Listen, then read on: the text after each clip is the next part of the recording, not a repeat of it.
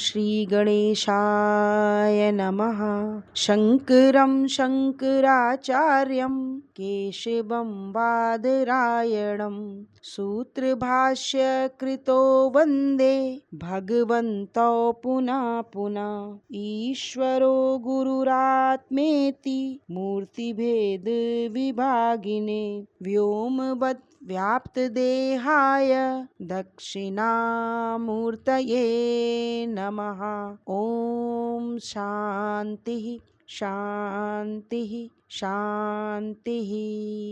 आप सभी साधकों के हृदय में विराजमान ईश्वरीय सत्ता को मेरा शत शत नमन। बंधुओं, मैं ज्योति त्रिपाठी आप सबके समक्ष पुनः आचार्य शंकर के ग्रंथ भज गोविंदम की व्याख्या हेतु उपस्थित हुई हूँ। अब तक हम लोगों ने इस ग्रंथ के 11 श्लोकों की व्याख्या की है और आज उसी श्रृंखला को आगे बढ़ाते हुए श्लोक संख्या 12 की व्याख्या करनी है। मित्रों, आचार्य शंकर का ये ग्रंथ देखने में बहुत छोटा है, किंतु वास्तव में वेदांत की शिक्षाओं को बहुत अच्छे से इसमें बताया गया है। कोई भी बुद्धिमान व्यक्ति इसको अगर ध्यान से पढ़े और समझे तो उसका जीवन बहुत सुंदर, सुखमय और शांत हो सकता है। आचार्य शंकर अपने ग्रंथ में अब तक हमको उन्होंने ये बताने का प्रयास किया कि जीवन में क्या जरूरी है, कितना जरूरी है, जीवन में सही और गलत क्या है, जीवन में सोचने का ढंग क्या होना चाहिए, आदि आदि जीवन से संबंधित हमारी धारणाओं को मिटाने के लिए आचार्य शंकर ने विभिन्न तरीके से हमें समझाने का प्रयास किया। आज के इस श्लोक में आचार्य शंकर एक बार फिर मनुष्य जाति को समय की महत्ता के विषय में बता रहे हैं कि समय निरंतर सतत प्रवाह में बह रहा है और हम सब संसार की चमक दमक में, जीवन के व्यापार में इतने मशगूल है कि हमारा ध्यान इस तरफ नहीं जाता। हम प्रतिवर्ष अपना बर्थडे तो मनाते हैं और बहुत प्रसन्न होते हैं, लेकिन भूल जाते हैं कि हमारी आयु घट रही है। आज के इस श्लोक में आचार्य शंकर ने समय की कीमत समझाने के प्रयास किया है। तो आइए हम सब इसका उच्चारण करें, तत्पश्चात इसकी व्याख्या देखें। दिनियामिन्यो सायं प्रातः शिशिरवसन्तो पुनरायातः कालः क्रीडति गच्छत्यायु तदपि न मुञ्चत्याशा वायुः। भज गोविंदम भज गोविंदम गोविंदम भज मूढ़मते। आचार्य शंकर कह रहे हैं, ए अज्ञानी मानव, दिन और रात, सुबह और शाम, शिशिर और वसंत, ये सब आते जाते हैं। समय अपना खेल खेल रहा है, आयु घट रही है, लेकिन तुम्हारी आशाओं में कमी नहीं हो रही है, तुम्हारी इच्छाएं नहीं कम हो रही हैं, शांत नहीं हो रही हैं। अज्ञानी मानव, गोविंद को भजो, उस परम पिता परमेश्वर को ध्यान करो जिसने ये इतना सुंदर जीवन दिया है। बंधुओं, दिन का अंत रात में और रात का अंत प्रभात में। प्रभात आते ही कब धीरे से मध्या आता है और बहुत ही कम समय में वो धूमिल संध्या में विलीन हो जाता है। और इसी घटना चक्र में हफ्ते, महीने धीरे धीरे खिसकते हैं और इस मौन यात्रा में समय का सतत प्रवाह वर्षों में बदलता हुआ हमारे समक्ष जो भी कुछ हमने इकट्ठा किया होता है, वस्तु, व्यक्ति, ऐश्वर्य, समृद्धि, साम्राज्य, जो कुछ भी तैयार किया होता है, ये समय का प्रवाह बड़ी ही निष्ठुरता पूर्वक उस सब को अंत कर देता है। जो हमारा भविष्य है वो वर्तमान हो जाता है और फिर वो अनंत भूत में समाप्त हो जाता है, विलीन सा दिखता है। समय कभी ठहरता नहीं, किसी हालत में नहीं ठहरता और किसी के लिए नहीं ठहरता। समय सदैव आगे बढ़ता है, ये हम सब का अनुभव है। इसमें कोई ऐसी बात ज्ञान की नहीं है जो बताई जा रही है या कुछ नया कहा जा रहा है। हम सब जानते हैं, न जाने कितने लोग हमारे जीवन में आए और चले गए, न जाने कितनी चीजें हमने इकट्ठा की, कितनी खुशियां प्राप्त की, कितनी इच्छाएं प्राप्त की, सब अंत में विलीन हो गया।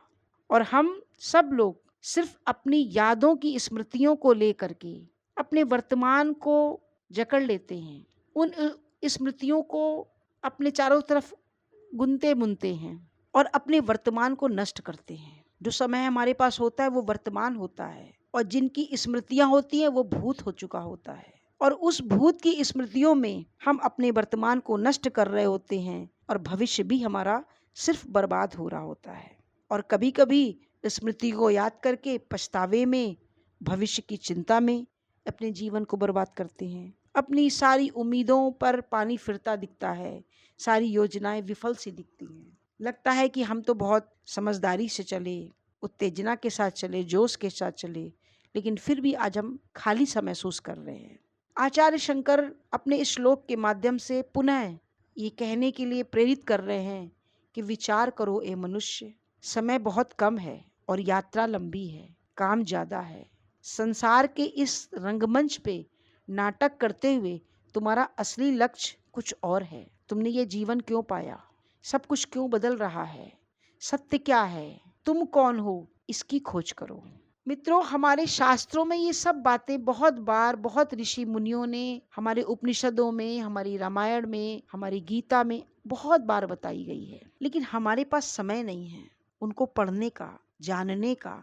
हमको जो जो बताया जाता है हम उन चीजों को स्वीकार कर लेते हैं और जैसे भेड़ की रेला चलती है हम भी वही करते हैं जो दुनिया के लोग करते हैं। तो आचार्य शंकर कह रहे हैं, अज्ञानी पुरुष विचार कर, गोविंद का भजन कर, अर्थात अपने कर्मों को उस दिशा में बढ़ा, अपनी विचार शक्ति को उस तरफ ले जा कि सत्य क्या है, तू इसको जान, इसका अनुसंधान कर। तू है कौन? तू आया कहाँ से? तो ये दुख और सुख स्वतः मिट जाएंगे। कठोपनिषद में नचिकेता अपने पिता वाजश्रवा से कहता है, सस्यमिव मर्त्यः पच्यते सस्यमया जायते पुनः।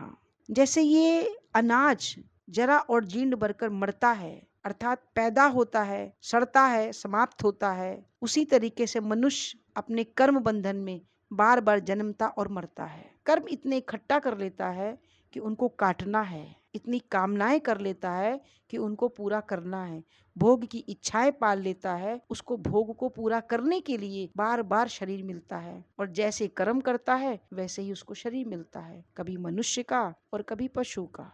तो समझदारी इसी में है, अगर मनुष्य शरीर मिल गया है तो इस अवसर का लाभ उठाया जाए। कठोपनिषद में ही नचिकेता अपने गुरु यमराज से कहता है जीवन की क्षणभंगुरता के विषय में, अपि सर्वम जीवतम अल्पमेव तवै वाहस्तव नत्य गीते। जब यमराज नचिकेता के इस डिमांड पर कि मुझे आत्मज्ञान दीजिए, वो सुख चाहिए जो कभी समाप्त ना हो, तो यमराज बहुत सारे प्रलोभन उसके सामने रखते हैं कि तुम ये सब ले लो। तो नचिकेता यही कहता है, आप जो लंबी से लंबी आयु दे सकते हैं वो भी एकदम तुच्छ है। ये नित्य संगीत, रमणियां, घोड़े, हाथी, रथ, ये सब मेरे कोई काम के नहीं है। यहाँ पर ये सब कुछ मरता है, मुझे तो वो चाहिए जो मरता ना हो। तो मित्रों, ये जीवन तो काल की दया पर निर्भर है, मगर हम मनुष्य इसको समझ नहीं पाते। काल तो निरंतर चल रहा है और हम अपनी इंद्रियों से सुख भोग में लगे हैं। हम हर कोशिश करते हैं कि कितने साधन इकट्ठा हो जाएं, हम सदैव यौवनता को प्राप्त रहें, हम सदैव जवान बने रहें, लेकिन वक्त के साथ हमारे बाल सफेद हो ही जाते हैं, झुर्रियां पड़ ही जाती हैं। हम पसीना बहाते हैं, अथक प्रयास और परिश्रम करते हैं कि किस तरीके से हमारी इंद्रियों को अच्छा अच्छा भोजन मिले, सुंदर सुंदर देखने को मिले, सदैव यौवनता रहे, अच्छा अच्छा सुनने को मिले, हमेशा तारीफ मिले, पद मिले, समृद्धि मिले और हमेशा वही आनंद मिलता रहे जो मुझे 20 साल पहले मिल रहा था। लेकिन इंद्रियों की ये जो ना थकने वाली कामनाएं हैं, एक दिन इनको थकना पड़ता है जब हमारा शरीर जीर्ण हो जाता है। और हम इन चीज़ों को विचार तब सकते हैं जब हम अपने जीवन में जो भी हमने किया है उससे जो प्राप्त अनुभव है उससे हम सीखने का प्रयास करें। मैंने अपने पिछले श्लोकों में भी बताया है कि हमारे जीवन में हमारे अनुभव से बड़ा कोई टीचर नहीं हो सकता। हम अपने बिताए हुए जीवन को अगर विचार पूर्वक, ध्यान पूर्वक सोचें कि हमने अपने जीवन का जो समय दिया उसका आज क्या रिजल्ट है मेरे पास, हमने अपनी जवानी किस चीज में लगाई, हमने बाल्यावस्था किस में लगाई, हमने क्या क्या पाया, क्या सही है क्या गलत है। अगर इन चीजों पर हम विचार करें तो हमारे अनुभव ही हमें सिखाएंगे कि हमने कौन कौन सी गलतियां करी हैं और उन गलतियों को हम ना दोहराएं। इसका मतलब ये नहीं कि हम उन अनुभवों के बीच जो लोग हमारे संपर्क में आए हो हम उनको बुरा कहें या उनको गलत कहें या उनका दोष देखें या हम उनसे दुश्मनी बांध बैठे। इसका अभिप्राय बिल्कुल ऐसा नहीं है।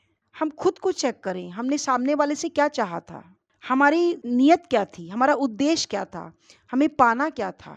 अगर हम इस तरह विचार करें मित्रों, निश्चित रूप से हम सत्य का अनुसंधान कर पाएंगे। संसार की जो चीजें वो मायावी हैं और मायावी सौंदर्य में चमकती हैं और हमको लुभाती हैं। हमको लगता है हमें ये मिल जाएंगी तो हम सुखी हो जाएंगे। सुविधा पाके थोड़ा सुखीपन आता भी है, लेकिन फिर भी शांत नहीं हो पाते। और सुख वही होता है जिसमें शांति होती है, वरना वो सुविधा होती है, वो सुख नहीं होता। हमने अपने मन को ऐसा बना रखा है कि हमें कुछ नित्य नित्य नया नया चाहिए। तो कब तक?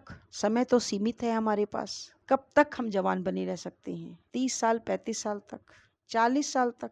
50 आने पे तो हम वृद्ध होंगे ही, रोग आएंगे ही, दर्द होगा ही, लोग दूर भागेंगे ही, हम अकेले होंगे ही। सरकार रिटायर करती है 60 पे, फिर हमारी व्यस्तता भी नहीं रहती। तो संसार में ये जो माया है, इससे तो बड़े बड़े नहीं बचे। माया के खेल से हम और आप तो बहुत साधारण मनुष्य हैं। तो हमें जब विचार करेंगे, शायद हम सब इस माया से बच सकते हैं। माता सीता भी माया के खेल में आ गईं। उनको अपने प्राण से प्रिय राम से ज्यादा वो मृग आकर्षक लगने लगा जो सोने का था, ऐसा उन्होंने सोचा। माया ऐसे ही खेलती है। हमें इसी पर विचार करना है कि ये मनुष्य जीवन देव दुर्लभ, इतना दुर्लभ क्यों कहा गया है। भगवान कृष्ण भागवत में कहते हैं उद्धव जी से, लब्ध्वा सुदुर्लभम विधम बहु संभावन्ते मानुष्य अमर्थ दमनित्य पही धीरः तूर्णम यतेत न पदने मृत्यु यावस निश्चेषाय विषय खल्लु सर्वतः स्याता।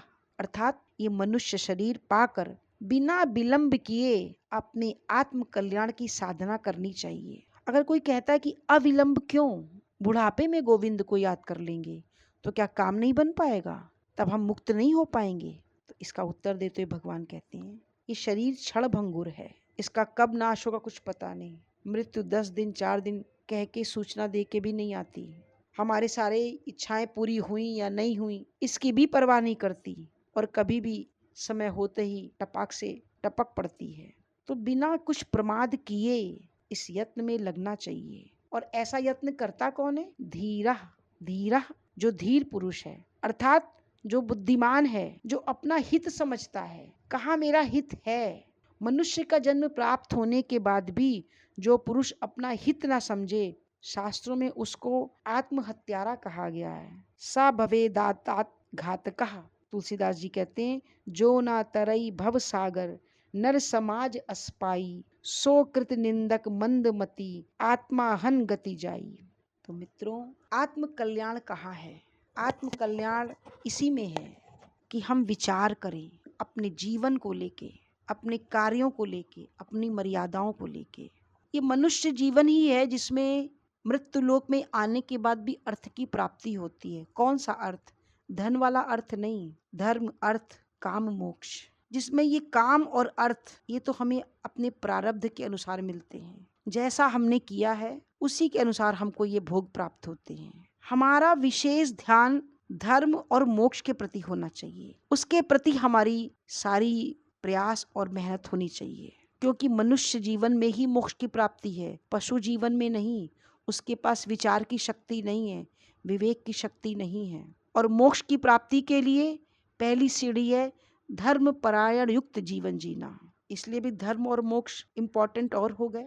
और धर्मयुक्त जीवन वही होता है मित्रों जो मर्यादा में जीवन जिया जाए, और मर्यादा में जीवन अनुशासित जीवन।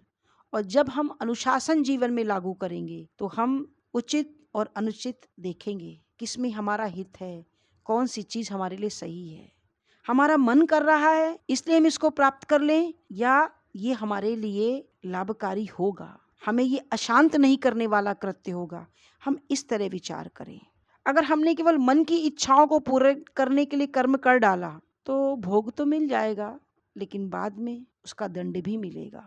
जहाँ कहीं भी मजा मिलता है वहाँ सजा भी मिलती है। इसलिए मन किन चीजों में मजा ढूंढ रहा है, उन चीजों को पकड़ने से पहले हमें एक बार उचित और अनुचित पर विचार कर लेना चाहिए। और ऐसा ही जीवन धर्मपरायण जीवन है। जब हम अनुशासित होकर जीवन जीते हैं तो हम स्वयं पर शासन करने योग्य होते हैं। और स्वयं पर शासन वही कर सकता है जो धीर पुरुष हो, बुद्धिमान हो। तो मनुष्य का जीवन का उद्देश्य ही है मुक्त होके जीना, जीते जी हमारी कामनाओं का अंत हो जाए, हमारी इच्छाएं समाप्त हो जाएं, यही मुक्ति है। मृत्यु के बाद कोई मुक्ति नहीं है। मृत्यु के बाद विदेह मुक्ति किसने जानी किसने नहीं जानी, ये तो हमें नहीं पता। हम संसार में रहें, संसार के भोगों को देखें, जानें, समझें, उनका सेवन भी करें, लेकिन उनमें आसक्त ना हो, हम उनके आदी ना बने। उनके बिना हमारा काम नहीं चलेगा। और इस पर भी विचार करें कि जितनी जल्दी ऐसी हमारी सोच बन जाए उतना बेहतर है, क्योंकि समय तो अपना काम कर रहा है और हमने सोचने में देर लगाई तो नुकसान भी हमारा ही है। तो आचार्य शंकर इस श्लोक में यही बताते हैं। यही बात राजा भर्तहरि ने अपने वैराग्य षटकम में कही है, जो मैं आपको बता के अपनी वाणी को विराम दूंगी। बहुत सुंदर तरीके से राजा भर्तहरि ने इस बात को बताया है। आदित्यस्य गता गते रहरः संक्षीयते जीवितम, अर्थात सूर्य के उदय और अस्त के साथ मनुष्य का जीवन प्रतिदिन घटता जाता है, समय भागा जाता है। व्यापारे बहुर्कार्य भार गुरु भी कालो ना विज्ञापते, किंतु हम सब कारोबार में इतना व्यस्त हैं, संसार के व्यापार में, लेना देना, जीना, खुशियाँ, ये बटोरना, वो करियर बनाना, वो पाना, वो कमाना, इन सब में हम इतना व्यस्त हैं कि हमें होश ही नहीं होता कि समय बीत रहा है, वक्त भाग रहा है, सुबह शाम हो रही है, दिन रात हो रहा है, दिन बीतता जा रहा है। हम तो सोचते हैं बुढ़ापे में जब रिटायर हो जाएंगे, जब बेकार हो जाएंगे, तब राम राम करेंगे। कैसे राम राम कर पाएंगे जब जीवन भर हमने कुछ और किया है, तो हमारा मन लगेगा ही नहीं, टिकेगा ही नहीं। आगे कहते हैं, दृष्ट्वा जन्म जरा विपत्ति मरणम त्रासश्चनोपद्यते, लोगों को पैदा होते, बूढ़े होते, विपत्तिग्रस्त होते और मरते देख कर भी हमारे अंदर भय नहीं आता कि मेरा भी यही हश्र होना है। हम भी तो पैदा हुए, फिर छोटे थे, फिर बड़े हुए, फिर जवान हुए और अब वृद्धावस्था की ओर बढ़ रहे हैं और एक दिन हम समाप्त भी हो जाएंगे। इस पर हम कभी विचार ही नहीं करते। किसी की भी मिट्टी होती देखती है तो नहीं सोचते कि हमें भी जाना है, हम कभी नहीं सोचते कि हम भी जाएंगे ऐसे। अगर हमें ये पता हो कन्फर्म कि हम जाएंगे तो हम जल्दी जल्दी अपने काम निपटाते हैं कि कितनी जल्दी से जल्दी हो, क्योंकि मेरी ट्रेन छूट जाएगी। हमारे दिमाग में ऐसा रहता है, सारे काम निपटा लें फटाफट, इतने बजे की ट्रेन है। ऐसे ही अगर हमें ये बात हर वक्त याद रहे कि ये जीवन का तो मुझे पता भी नहीं कब अंत होगा, ट्रेन के टाइम का तो पता भी होता है, तो हम अपनी जितनी जिम्मेदारी के काम है, जितनी जरूरत का काम है, अपने आत्म कल्याण का काम है, ईश्वर का काम है, उन पर विचार करें, उन पर समय दें। हमें अपने धर्म ग्रंथों को पढ़ना है, शास्त्रों को जानना है, हमारे ऋषि मुनि क्या कह के गए हैं, कहाँ से हमारी बुद्धि खुलेगी, कहाँ से हमारा विवेक जागृत होगा, साधु की संगत में क्या है, ये सब हमें जानना है, हमें इस पर समय देना चाहिए। आगे कहते हैं, पीत्वा मोमही प्रमाद मदिरा उन्मत भूतम जगत। इसी बात से पता चलता है कि हम सब मोह माया प्रमाद रूपी मदिरा के नशे में संसार में मतवाले होके घूम रहे हैं, संसार का एंजॉय कर रहे हैं, मौज मस्ती कर रहे हैं। हमारा ध्यान इस तरफ नहीं जाता कि समय बीत रहा है। मित्रों, आचार्य शंकर के अब तक हम लोगों ने 12 श्लोक पढ़े। हर श्लोक में आचार्य शंकर बहुत ही सुंदर तरीके से बता रहे हैं कि हे मानव, जीवन क्या है, कैसे जीना है, इस पर केवल विचार कर, सोच, अंधा होकर के मत स्वीकार, चीजों को खाली मान मत, जान। ये जानना, ये विचार करना, ये अनुसंधान करना, ये खोज करना, यही खोज है। और ये खोजते खोजते ही हम जान पाएंगे कि हम हैं कौन। आप सब धैर्य पूर्वक सुनते हैं, आशा है कि कुछ अंश तो जीवन में लागू होता ही होगा।